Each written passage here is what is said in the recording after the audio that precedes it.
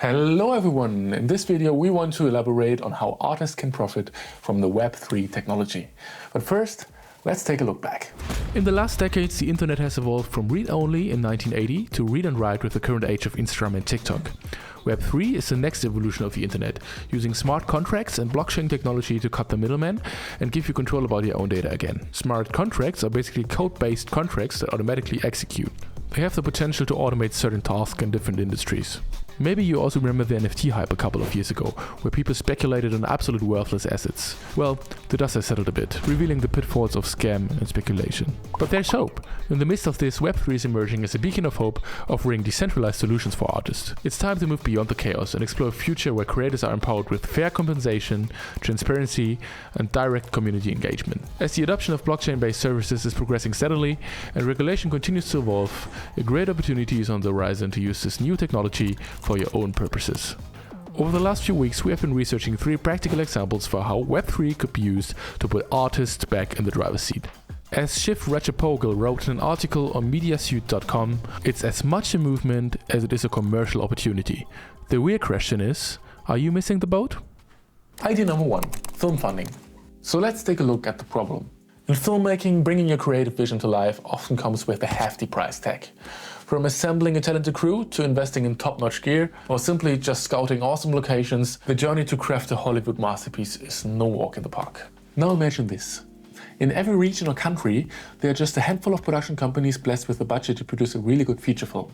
This elite cycle of creatives holds the key to producing those cinematic gems we all love. But it's a selected group, and breaking into the commercial film scene is often a lot harder than expected. But hold on, challenges don't stop there. Filmmakers not only struggle with funding their projects, but also face the reality of film distribution. Why is that? Well, the current system heavily tips the scale in favor of distributors, making it a tough road for many talented filmmakers. So you've poured your heart and soul into creating a cinematic masterpiece, only to find that navigating the distribution landscape is an uphill battle. The current model heavily favors distributors, and filmmakers often find themselves struggling to get their finished films the attention they deserve. And here's the kicker. When it comes to marketing your masterpiece, distributors want a slice of the pie too. Whether it's a blockbuster or an indie film, filmmakers are forced to hand over a significant share of the creation. Even when scaled down, distributors still claim a substantial chunk. Also, releases are often digital, with no hope for a theatrical release. In the end, filmmakers only have 2 choices. Option A, get a shitty distribution deal. Option B, release the films independently. But now you probably think, how can I fund my film using Web3? So let's say you want to fund a film, but you have no money. Here's the deal. You issue tokens for your film project on a Web3 platform, and people buy these tokens to fund your film. In return, they become stakeholders eligible for a slice of the profit if your film strikes gold at the box office. So it's like crowdfunding on steroids, right?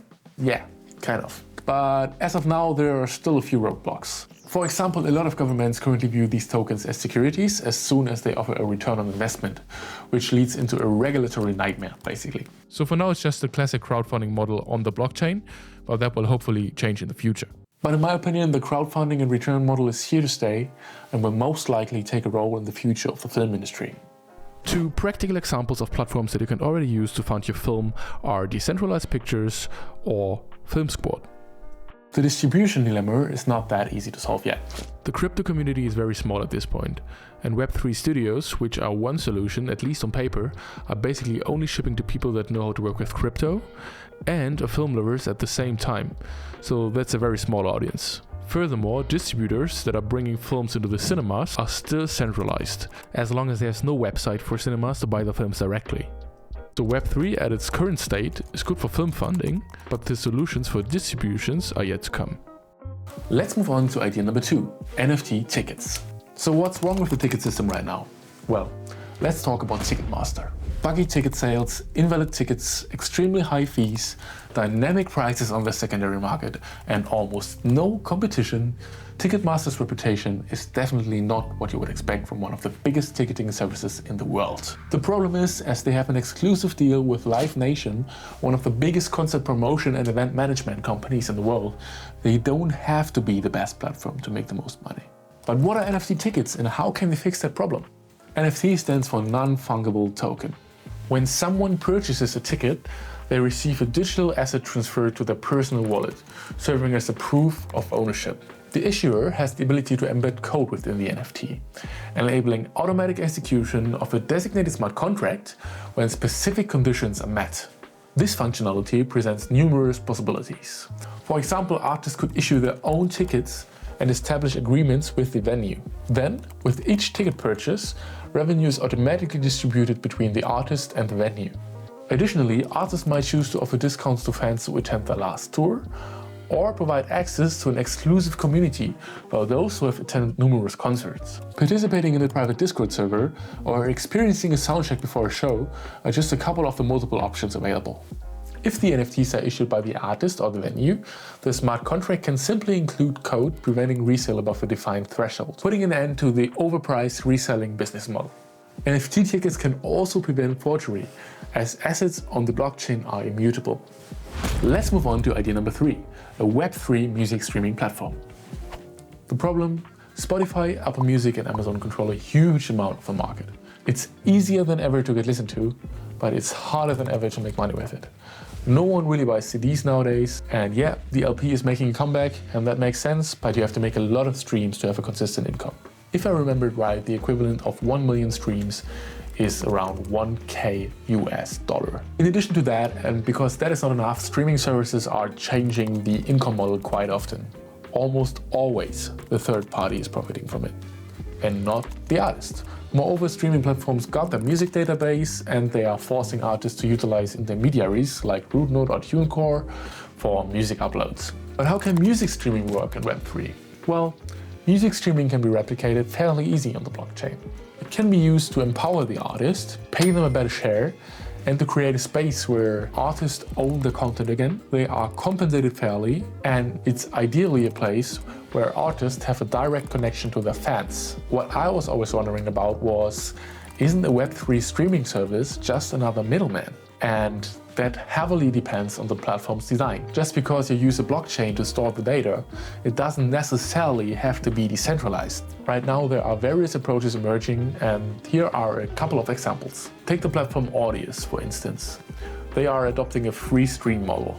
In this setup, artists earn through top listener rankings or receive tokens as gift from their fans.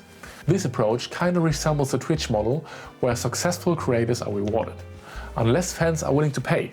If they're willing to pay, that's not really a problem because they can donate to you at any time.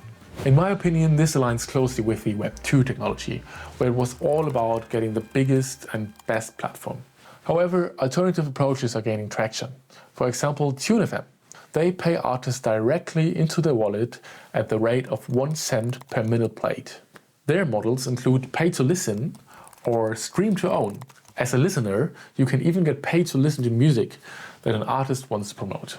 The perfect streaming platform is likely to be built in the future, but the ideas are already there. Overall, I would say blockchain technology is offering a wide range of various use cases. The main goal is to automate as many tasks as possible using smart contracts to eliminate intermediaries. To increase adoption, it needs to be easier to use than it currently is, and the concepts have to be refined. If you want to stay up to date about Web3, or you want your artist friends to finally know what the heck Web3 is and what it's offering for them in the future, make sure to subscribe to this YouTube channel and check out all our other videos.